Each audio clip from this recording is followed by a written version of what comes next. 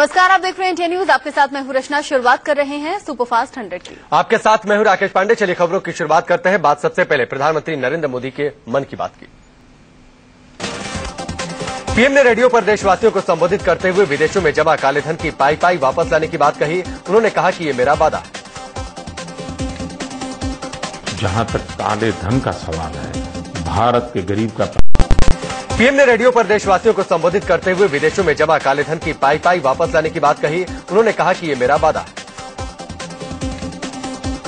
जहां तक काले धन का सवाल है, भारत के गरीब का पैसा जो बाहर गया है वो पाई पाई वापस आनी चाहिए।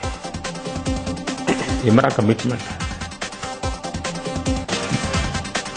पीएम ने लोगों से कहा कि आप प्रधान सेवक बातों का भरोसा कीजिए। उन्होंने कहा कि काले धन को वापस लाने की मेरी कोशिशों में कोई कमी नहीं रहेगी। मैं आंकड़ों में उलझना नहीं चाहता। मेरे देशवासी, आपके इस प्रधान सेवक पर आप भरोसा कीजिए। मेरे लिए ये आर्टिकल ऑफ फेथ है। पीएम ने देश के युवाओं के लिए नशे की लत को अभिशाप बताया। उन्होंने इस पर चिंता जताते हुए कहा कि इसे खत्म करना होगा। पीएम ने कहा कि देश में सफाई अभियान का असर दिखाई दे रहा है। बच्चे इन दिनों स्कूल जाते हुए रास्ते में कूड़ा कचरा उठाते हैं। उन्होंने कहा इसे जन आंदोलन का रूप देना होगा। पीएम ने सरहद पर तैनात जवानों के जज्बे की भी तारीफ की। पीएम ने कहा कि उनकी वजह से हम सुरक्षित हैं। उन जवानों को मैं सलाम करता हूं। पीएम ने लोगों से एक बार फिर अपने अनुभव जानकारियां साझा करने के लिए कहा। उन्होंने कहा कि आप मुझे चिट्ठी लिखें, मैं जरूर आपकी बात सुनूंगा और सुझावों पर अमल करूंगा। देश भर में लोगों ने जगह जगह रेडियो पर पीएम का संदेश भी सुना। पीएम के भाषण को लेकर लोग बेहद उत्साहित दिखे।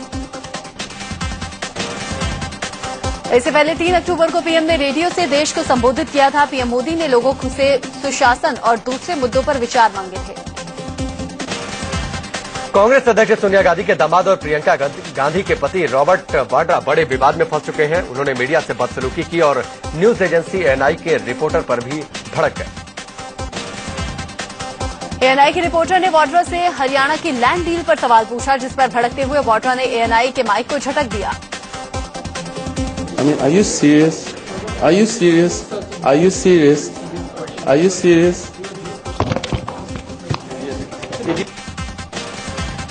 लैंड डील पर सवाल पूछे जाने से रॉबर्ट वाड्रा इस कदर गुस्सा हुए कि उन्होंने एएनआई के रिपोर्टर को भला बुरा भी कह दिया और कैमरा बंद करने को कह डाला। एएनआई के रिपोर्टर को वाड्रा ने पागल और बेवकूफ तक कह दिया। वाड्रा ने रिपोर्टर से यह भी कहा कि वो सही आदमी नहीं है जिसे जवाब दिया जाए। Are you nuts? What's wrong with you? And you're the right person to ask to do. Vadra ने एएनआई रिपोर्टर से बदसलूकी करने के बाद अपने सुरक्षा कर्मियों को यह भी आदेश दिया कि फुटेज डिलीट करवाओ। ये वहां से डिलीट कराइए, डिलीट कराओ। ये वहां से डिलीट कराइए, डिलीट कराओ। एएनआई के रिपोर्टर से बदसलूकी और माइक को झटका देने पर रॉबर्ट वाड्रा ने सफाई दी है। वाड्रा ने कहा कि उन्हें पता नहीं था कि सवाल पूछने वाला एएनआई का रिपोर्टर था।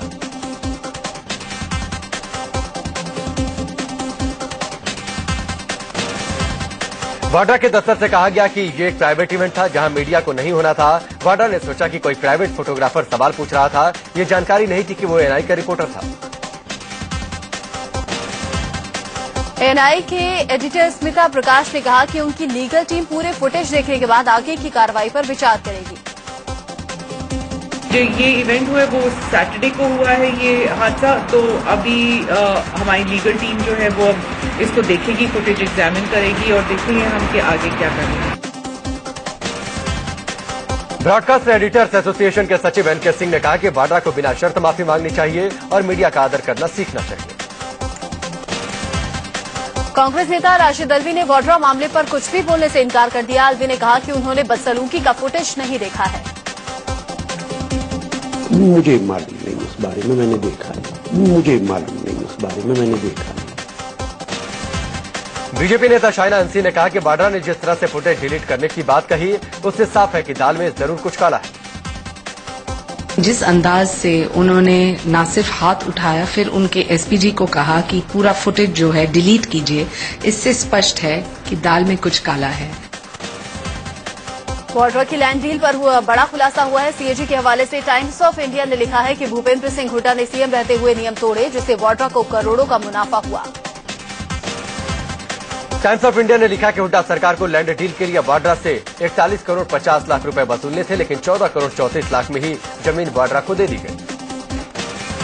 14 करोड़ 34 लाख में जमीन खरीदने के बाद वाड्रा की कंपनी ने डीएलएफ को ये जमीन 58 करोड़ में बेच दी। इस लैंड डील से वाड्रा को एक झटके में 43 करोड़ 66 लाख की कमाई हुई। मीडिया से बदसलूकी के बाद विवादों में घिरे रॉबर्ट वाड्रा के घर के बाहर सुरक्षा बढ़ा दी गई है। दिल्ली में उनके आवास के बाहर बैरिकेडिंग भी लग गई है। इंडिया न्यूज को सूत्रों से मिली जानकारी के मुताबिक महाराष्ट्र के सीएम ने मंत्रियों के विभाग तय कर दिए हैं। उन्होंने वित्त और शहरी विकास मंत्रालय अपने पास रखा है। सूत्रों के मुताबिक विनोद तावड़े को शिक्षा मंत्रालय दिया गया है, जबकि एकनाथ खड़से को राजस्व और सुधीर मुनगंटीवार को वित्त मंत्रालय का जिम्मा सौंपा गया है।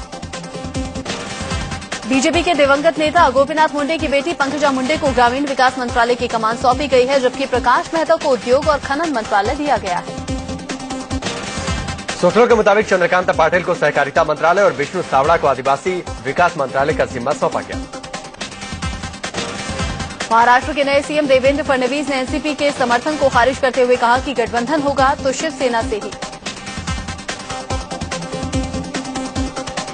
क्योंकि गठबंधन अगर होगा, सरकार में अगर हमारे साथ कोई आएगा तो शिवसेना आएगी, नहीं तो हम हमारे बलबूते पर चलेंगे। दूसरा कोई सरकार में हमारे साथ गठबंधन में आने का मुझे कोई चांस अभी तो नहीं दिखता।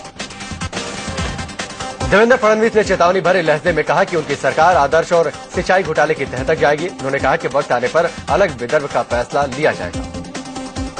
हमें तो राजधर्म का पालन करना है, और राजधर्म ये कहता है कि जहां जहां घोटाला हुआ है, जहां जहां घपला हुआ है, जहां जहां सरकार के पैसे का में अनियमितता हुई है, ऐसे हर जगह की हमने तफ्तीश करनी चाहिए।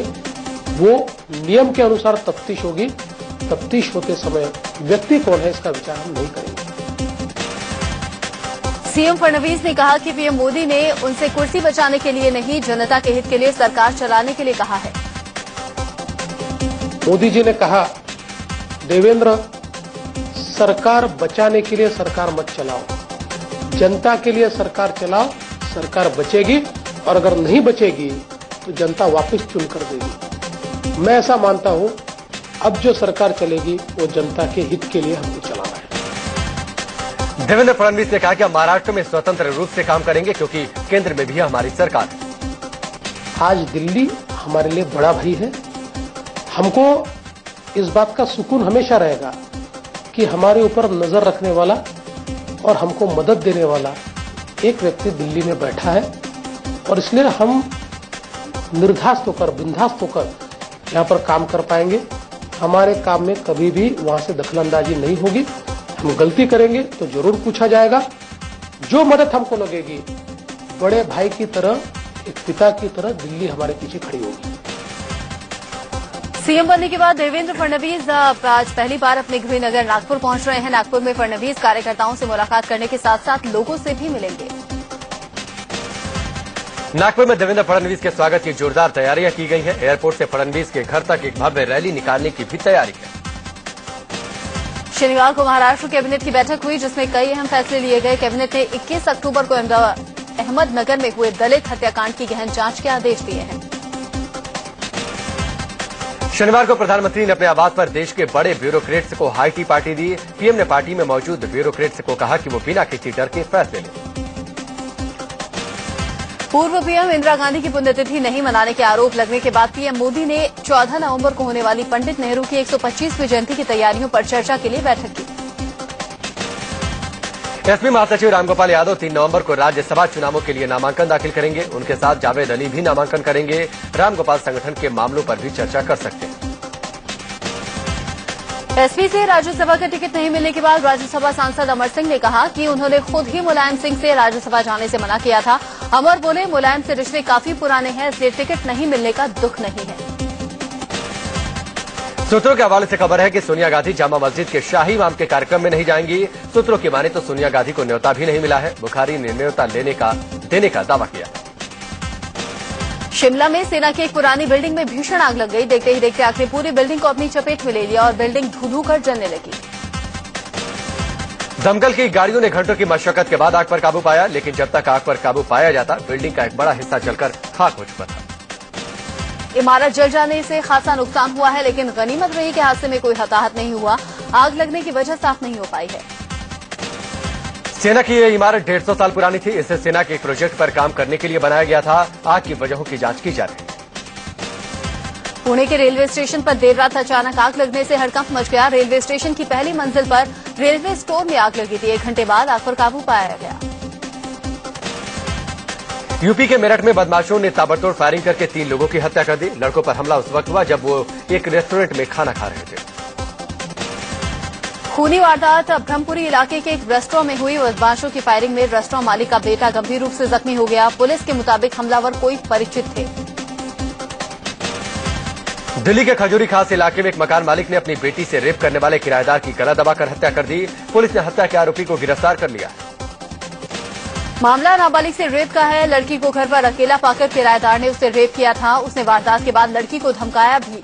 जब लड़की की तबीयत बिगड़ी तब मामला सामने आया। ग्रेटर नोएडा में बदमाशों ने बीएसपी सरकार में मंत्री रहे बेतराम भाटी के बेटे को गोली मार दी। जख्मी रविंदर भाटी को नोएडा के कैलाश अस्पताल में भर्ती किया गया। यूपी के गोंडा में मामूली विवाद के बाद बाइक सवार बदमाशों ने 18 साल के एक लड़के को गोली मार दी। लड़के की स्थिति गंभीर है। यूपी के कानपुर में एक दंपति ने जहर खाकर खुदकुशी कर ली। पति पत्नी केमिकल का कारोबार करते थे। पुलिस मामले की जांच कर रही है। दिल्ली के द्वारका में बदमाशों ने घर में घुसकर 25 लाख की चोरी की वारदात को अंजाम दिया। चोरी दिलीप कुमार नाम के डॉक्टर के घर पर हुई। चोरों ने अलमारी का लॉकर तोड़कर गहने और कैश चुरा लिए। साथ ही महंगे मोबाइल लैपटॉप पर भी हाथ साफ कर दिया। डॉक्टर का परिवार घर से बाहर था। मौका देखकर चोरों ने धावा बोला। दिल्ली के गीता कॉलोनी में 2 बच्चों ने लाखों की चोरी की वारदात को अंजाम दिया। तस्वीरें सीसीटीवी में कैद हो गई। कैमरे में एक छोटा सा लड़का और लड़की चोरी करते दिखाई दिए। दोनों बच्चे शादी समारोह के दौरान बड़ी सफाई से एक बैग चुराकर फरार हो गए। बैग में ज्वेलरी, कैश और मोबाइल रखा हुआ था।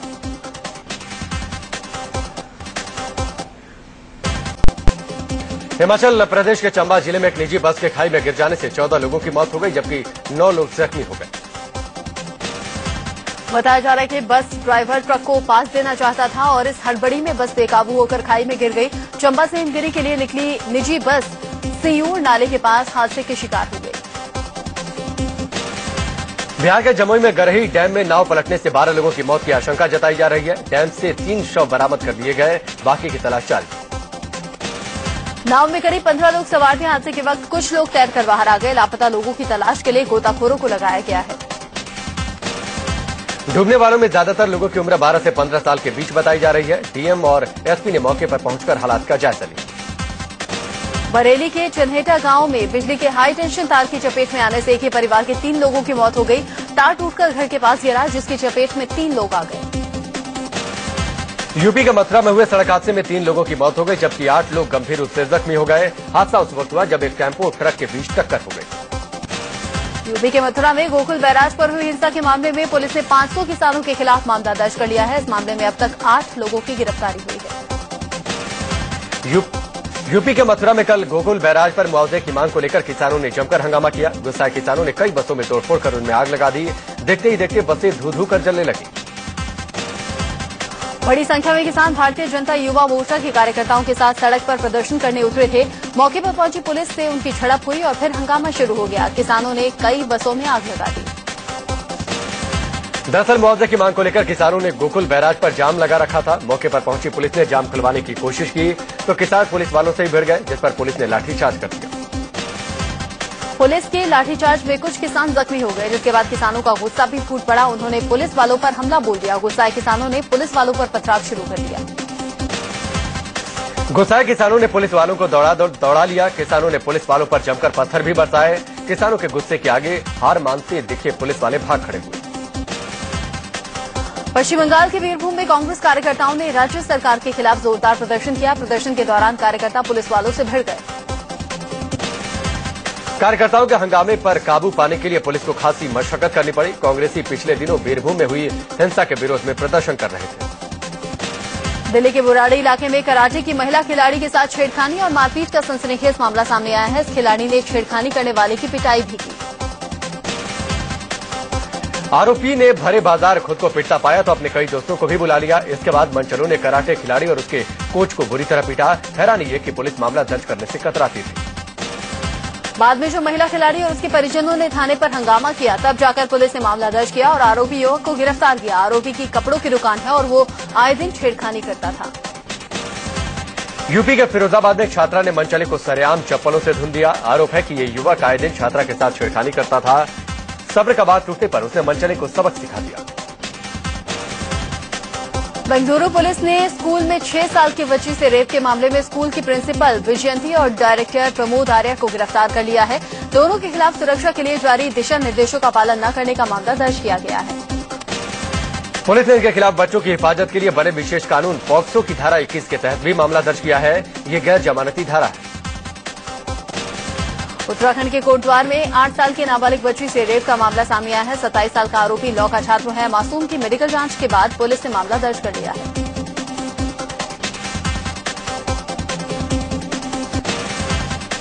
लखनऊ के गाजीपुर इलाके में बदमाशों ने घर में घुसकर रिटायर्ड इंजीनियर की पत्नी की हत्या कर दी। वारदात के वक्त वो घर पर अकेली थी। पुलिस मामले की जांच में जुटी है। यूपी के लखनऊ में एक व्यापारी से 37 लाख रुपए की लूट की वारदात को पुलिस ने सुलझाने का दावा किया है। इस मामले में पुलिस ने 3 अपराधियों को गिरफ्तार किया है। यूपी की सुल्तानपुर पुलिस ने 4 लुटेरों को गिरफ्तार कर 2 हफ्ते पहले व्यापारी से 95,000 की लूट का खुलासा किया। लुटेरों के पास से लूट का सामान भी बरामद कर लिया गया। चंडीगढ़ में बदमाशों ने कारोबारी से 1 करोड़ रुपए लूट लिए। लूट के दौरान बदमाशों ने कारोबारी पर हमला किया, जिससे वो गंभीर रूप से जख्मी हो गया। बताया जा रहा है कि 2 बदमाशों ने लूट की वारदात को अंजाम दिया। गंभीर स्थिति में जख्मी कारोबारी को अस्पताल में भर्ती किया गया। दिल्ली पुलिस ने 1 करोड़ रुपए की हेराफेरी करने के आरोप में एक शातिर को गिरफ्तार किया है। आरोपी हरज्ञान एटीएम में पैसे डालने वाली कंपनी में काम करता था। दिल्ली के मालवीय नगर में डेंगू से एक बच्ची की मौत पर जमकर बवाल हुआ। गुस्साए परिजनों ने अस्पताल में तोड़फोड़ की। लोगों के हमले से 2 डॉक्टर और 5 कर्मचारी जख्मी हो गए।